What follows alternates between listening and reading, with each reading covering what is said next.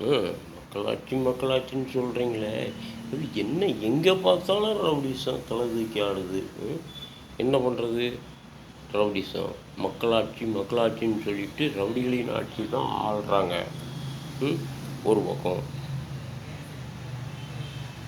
போக்குவரத்து நெரிசல் பயங்கரமாக இருக்குது. ஆக்சிடெண்ட்டு ஏதாவது ஒரு மூலையில் ஆக்சிடெண்ட் தான் ஆகுது. எங்கே பார்த்தாலும் ஆக்சிடெண்ட்டாக தான் இருக்குது. என்னையா இது கொலை இதெல்லாம் நடக்குது. பாலியல் பலாத்காரம் ஏன் இந்த ஆட்சியில் தானே நடக்கு. கள்ளச்சாராயம் இப்போ வெள்ளத்தால் பாதிக்கப்பட்ட எத்தனையோ மக்கள் கழிவு நீரை குடித்து வயிற்றால் போய் எத்தனையோ மக்கள் இது பண்ணியிருக்காங்க. பேதி வந்து மூச்சு திணறி ஆஸ்பத்திரியில் எத்தனையோ பேர் அட்மிட் ஆகிருக்காங்க. அதில் 7 பேர் பலி ஆகியிருக்கிறாங்க. 7 பேர் பலி தான். ஆனால் எத்தனை பேர் உயிர் பலி ஆகிருக்குன்னு சொல்ல முடியாது. போய் ஆஸ்பத்திரியில் போய் பார்த்தா தானே தெரியும் யார் போயிருக்கா. எதிர்கட்சிகள் வந்து பார்த்துருக்காங்க. ஆளுங்கட்சிக்காரங்க யாராவது போய் பார்த்துருக்காங்களா? கள்ளச்சாராயம் குடித்து செத்தவங்களுக்கு 15 லட்சம் நிதி உதவி கொடுத்துருக்கீங்களே. வெள்ளத்தால் பாதிக்கப்பட்ட மக்களுக்கு என்ன பண்ணுறீங்க நீங்கள்? நேற்று அறிக்கை விட்டுருக்குறாங்க. 2000 கோடி வெள்ளத்தால் பாதிக்கப்பட்டவர்களுக்கு வெள்ள நிவாரண நிதி கொடுக்கணும் மத்திய கவர்மெண்ட்டு அப்படின்னு சொன்னாங்க. இது வரைக்கும் வந்து சேரலை எங்ககிட்ட அப்படின்னு சொல்லி ஒரு அறிவிப்பு வெளிவருது. அது உண்மையாக பொய்யான்னு தெரியல. இங்கே இந்த மாதிரி தமிழ்நாடு தான் முக்கியமாக. இந்தியாவிலேயே எத்தனை மாநிலம் இருக்குது? தமிழ்நாட்டுக்கு 2 கோடி அப்படின்னு 200 கோடின்னா 2000 கோடி அப்படின்னு சொன்னால் மற்ற மாநிலம் இருக்குல்ல. வெள்ளத்தால் பாதிக்கப்பட்ட மாநிலத்துக்கு பக்கத்து அண்டை மாநிலமான புதுச்சேரி முதலமைச்சர் 5 லட்சம் நிதி ஒதுக்கியிருக்கிறாரு சொந்த பணத்தில். ஆனால் இவங்க என்ன பண்ணியிருக்காங்க? மத்திய கவர்மெண்ட் எதிர்பார்த்துக்கிட்டு இருக்கு 2 லட்சம் நிதி ஒதுக்கியிருக்காங்க. 2 லட்சம் என்றத்தை காரணவங்களுக்கு வீடு இழந்தவங்களுக்கு 2 லட்சம் வச்சுக்கிட்டு என்ன பண்ணுவாங்க? வீடு இழந்துட்டாங்க. வீட்டில் இருக்கிற பொருள்கள் எல்லாத்தையும் அணிஞ்சிருக்கிற உடை எல்லாத்தையும் இழந்துட்டாங்க. இழந்து போய் அனாதையாக நிற்கிறாங்க. அவங்க 2 லட்சத்தை வச்சுக்கிட்டு என்ன பண்ணுவாங்க? வறுமை கோட்டுக்கு கீழே இருக்கிற மக்கள்லாம் வாழ விடுங்க, வாழ வைங்க. ஏன் வாழ வைக்க மாட்டேங்கிறீங்க? பணக்காரங்களுக்கு தானே மேன்மேலும் வாழ வைக்கிறீங்க. அவங்களுக்கு தானே ஐடியா சொல்லி வாழ வைக்கிறீங்க. இல்லாதவங்களும் வாழ வைங்க. மக்களாட்சின்னு சொல்கிறீங்களே, மக்களுக்காகவே ஆட்சி ஆள்றீங்களா? இதுக்கு முன்னால் அரசர்கள் ஆட்சி ஆண்டாங்க. என்னை கேட்டால் இப்போயும் வெள்ளைக்காரனையும் ஆட்சி ஆண்டலாம் போல் இருக்குது. வெள்ளைக்காரங்கிட்டேயே ஆட்சியை விட்டுடலாம் போல் இருக்குது. அவனாவது ஒழுக்கமாக நல்லா ஆண்டுட்டு போவான். மற்றவங்க வந்து நம்ம இந்தியாவையோ தமிழ்நாட்டையோ சூழ மாட்டாங்க. வெள்ளைக்காரங்கன்னா எல்லா ஆட்சியும் ஒன்று போல் இருக்கும், நேர்மையாக நடக்கும். இப்போ நேர்மைக்கே வெளியில்லாமல் போச்சே.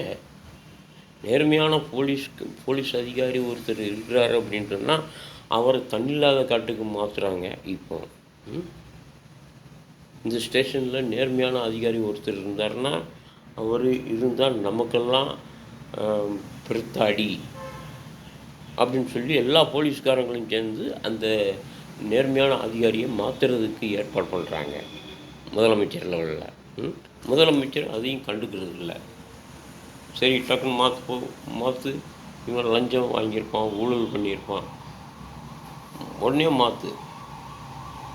என்னத்தை மாற்றுறீங்க? எதுக்காக மாற்றுறீங்க? அப்போ நேர்மையான அதிகாரியை ஒரு இடத்துல இருக்க விட மாட்டீங்க இல்லையா? லஞ்சம் வாங்கணும், ஊழல் பண்ணணும், அரசியல்வாதிகளை தண்டிக்கக்கூடாது அரசியல்வாதிகள் தப்பு செஞ்சால் கண்டிக்கக்கூடாது. மற்றவங்க தப்பு செஞ்சோம்னா உடனே பிடிச்சி அரெஸ்ட் பண்ணி ஜெயில் உள்ள போகணும்.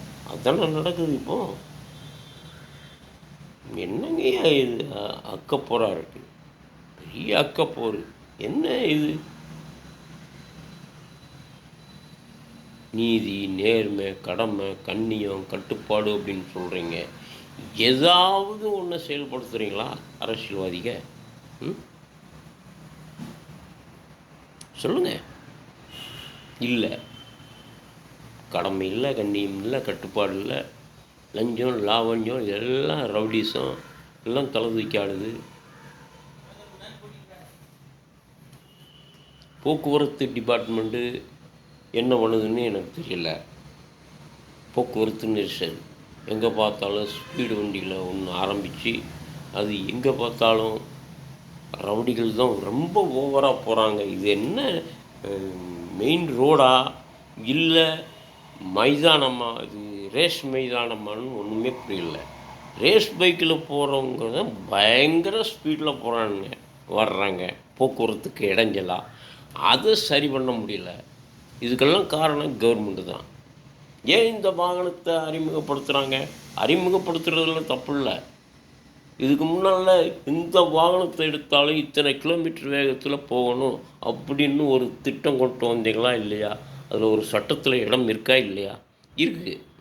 இருக்குது. ஆனால் அந்த சட்டத்தை அமுல்படுத்த மாட்டேங்கிறாங்க. ஏன் அமுல்படுத்த மாட்டேங்கிறாங்க? கவர்மெண்ட்டு ஏன் அமுல்படுத்த மாட்டேங்குது? சும்மா வண்டியில் போனால் ஊது அப்படின்னு சொல்கிறாங்களே தவிர, ஹெல்மெட்டை அவுத்துட்டு ஊது அப்படின்னு சொல்கிறாங்களே தவிர, அவங்கள ஏன் அரெஸ்ட் பண்ண மாட்டேங்கிறீங்க? ரவுடிசம் பண்ணி பயங்கர ஸ்பீடில் போகிறாங்க. நம்மள மாதிரி அப்பாவி சப்பாவியில் கீழே தள்ளி விட்டுக்கிட்டு போயிடுறாங்க. அவங்கள ஒன்றும் செய்ய மாட்டேங்கிறீங்க. இதுக்கெல்லாம் காரணம் யார்? கவர்மெண்ட்டு தானே. இந்த மாதிரி ரவுடிகளை வளர்த்து விடுறதே நம்ம மாதிரி தாய் தகப்பங்க தானே. ஒன்று தாய் தகப்பங்களை அந்த ரவுடிகளை கண்டிக்கணும், இல்லை போலீஸ்காரங்களை கண்டிக்க விடணும். கவர்மெண்ட்டு போலீஸ்காரங்களை கை கட்டி போட்டு வச்சுருக்காங்க. பொதுமக்களை மிரட்டாதீங்க, எதுவுமே செய்யாதீங்க அப்படின்னு சொல்லி பயமுறுத்தி வச்சுருக்குறாங்க.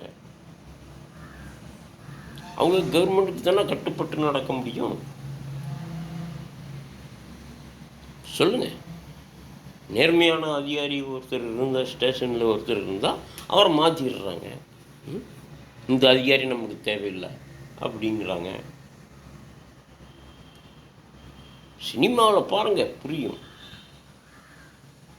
எங்கே பார்க்க போகிறாங்க சினிமாவை? சினிமாவில் நடக்கிறது தான் கொலை, கற்பழிப்பு எல்லாம் இங்கே தான் நடக்குது. சினிமாவில் நடக்கிற மாதிரியே நடக்குது. அதிகாரிகள் பார்த்துக்கிட்டு பேசாமல் வேடிக்கை பார்த்துக்கிட்டு இருக்காங்க. என்ன செய்ய முடியும்? அவங்கள பிடிச்சி அடக்க முடியுமா? ஸ்பீட் வண்டியில் போகிறாங்கன்னா அவனை நிப்பாட்ட முடியுமா? அப்பா சேர்ப்பா காரில் போக, அப்படி போக இப்படி போக அவனை ஒன்று நிப்பாட்டுவாங்க, செக் பண்ணுவாங்க. ஆர்சி புக் இருக்கா, லைசன்ஸ் இருக்கா, அது இருக்கா, எது இருக்கா, ஏதாவது கஞ்சா கடத்திட்டு போகிறாங்களா? இந்த மாதிரி ஸ்பீடு வண்டியில் போகிறவங்க பூரா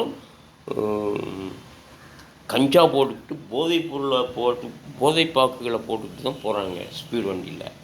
அவங்கள எதுவுமே செய்ய மாட்டேங்கிறாங்களே. அவங்கள பிடிச்சி முட்டி தட்டி உள்ள தூக்கி போடுங்க. பெற்றோர்கள் வருவாங்க ஜாமீன் எடுக்க.